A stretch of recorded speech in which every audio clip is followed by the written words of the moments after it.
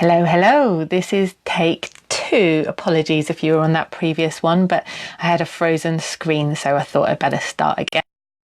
I hope you are all well. If you're watching now or if you're watching on catch up, please do give me a little thumbs up, as always, to let me know you're there, or you can put a little heart emoji, or if you have any comments or questions, please do drop them in the comments below and I will try and answer them. What did I want to say? And of course, if you enjoy this video that I'm going to do today, please do share it with a friend or tag a friend who might be interested. So we're going to talk today about the importance of planning your practice. So what do I mean by this? This is for when you are someone who has a regular practice for movement or for dance, or perhaps you want to develop a regular practice. Hey Barbara, how's it going? Happy New Year. I've not seen you for a while. The importance of planning your practice, no matter whether you're just starting a regular practice, whether you've had a regular practice for a while, whether you're up and down. And I'm going to give you a couple of different scenarios why. The first one I'm going to talk about is a little bit close to home for me at the moment. My mum passed away last month, so the beginning of the year has been a bit full on and all over the place, really, as I'm sure you can imagine. Just feel like I'm starting the year now and it's February already. And of course, as you can imagine, I didn't really have the headspace to be in my usual regular dance and movement practice and, creative processes and all of the kind of things that I normally try and do. However, I was determined to continue to look after my body and also mental health as well. So I wanted to keep doing something. And so what I did was I went back to some practices from last year, took some little short snippets that I knew inside out, found some videos, some of my own videos. I know that's a bit weird, but it was easy. The whole point was finding something easy to do so that I could just sandwich in a little bit of movement practice in between, things like hospital visits and all of that kind of stuff that was going on. And so I've come out of all of that, and although my practice hasn't been what it was, I've managed to keep a little bit of something going, and that's because I had plans already in place for this. So I highly recommend doing it if it's something that you want to look forward to. Like if something happens suddenly and you want to be able to keep looking after your body in the same time. Having something that you can go to regularly.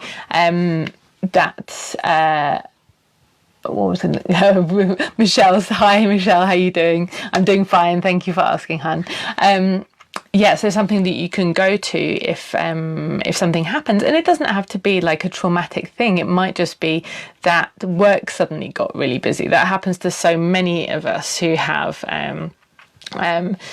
full-time jobs, or maybe it's something else family related, something else you had to do with the kids, kids get sick all the time, that kind of thing. And, you can't do the things that you originally wanted to do. It's always good to have a plan in place to so that you can keep a movement practice going, even if it's just a short little burst to keep you going and keep you motivated as well. Oh, hey, Hildi Kanudi. Oh my God, she's in India training with Kalina Shakti. Lucky thing. So I'm getting distracted by all these lovely people watching at the moment. And another thing along the similar sort of lines.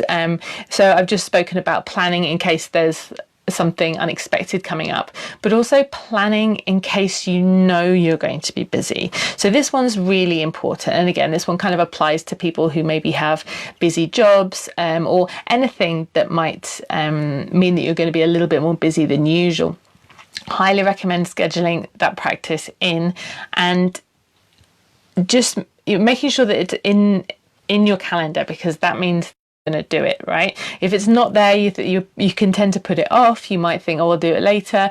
But if you've already decided what you're going to do, when you're going to do it, keep it short if you're busy as well, so that you know that you can just squeeze it in, and that way you get your movement practice done, your dance practice, whatever it is, and still have all of the other things that you need to do and get them done.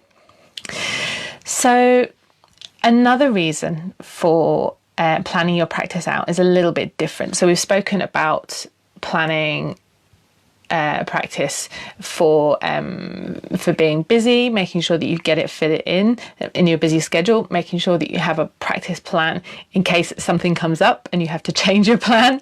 And then the final thing is, what if you have some habits or some goals that you are really working towards, some milestones that you want to achieve? What you really need to do here is plan when you're going to practice, plan what you're going to practice, and plan how you're going to practice. I am going to do another video in a couple of weeks' time talking a little bit more detail about different ways of planning, but I just wanted to talk about the importance of this, because I've found if I don't plan, things can really just fall by the wayside. You know, things start off with good intentions, but often it just doesn't happen. And when you're working towards a specific thing, you really need to be focused on what you're doing. You need to take your whatever it is, or the habit you're trying to create, and break it down into small pieces. And it's almost like you're working backwards, and then plug in these little snippets that make up the goal you're working towards, the milestone you're working towards. Plug it into your practice, and little by little you're going to be working towards it. I hope that makes sense. So basically what I'm talking about here is planning so that you can have a focused practice. And if you have a focused practice that you know exactly what you're going to be doing, you know how you're going to be doing it, and how you're going to be monitoring it if you're going to monitor it, then it means that you can get so much more done in a short space of time than if you didn't plan and you weren't sure what you were doing, and then you have to look for your music, and then you have to decide what you're going to do. Make sure you know in advance what you're going to do so you can get into your practice space and get on with it. So I think I've waffled on a little bit about that. I'm going to let you get on with your day, unless anyone has any questions for me. I can see that Nami's watching. Hey Nami, haven't seen you for a while. I hope you're well. And Mandy, gorgeous Mandy Pops. And who else is watching? Hi. Oh, she sent me little emojis. Nenning, hey, I'm going to be talking to you soon, lovely. And Carolina and Alexis. Hey Alexis, hope you're still there. That was a little while ago. And Steffi, thank you all for watching today. If you are watching this on catch up, please do pop some questions for me and tag me in them, so make sure that I see them, and give me a little thumbs up or a little heart if you've enjoyed this, and please feel free to share with your friends or anyone who you think might need this. So I'm going to do another one of these next Monday, I think. Probably we're going to be looking at something a little bit more bodywork related, something a little bit more dance related after that, and then maybe we're going to come back to the practice tips in a few weeks' time. So keep watching. If you haven't already signed up to my mailing list, the link is in the comments. Please do so, and I will keep you updated with all of the Facebook Lives I do and any other tidbits I have to send your way. I think that's it for now. Take care. Big love. Bye bye.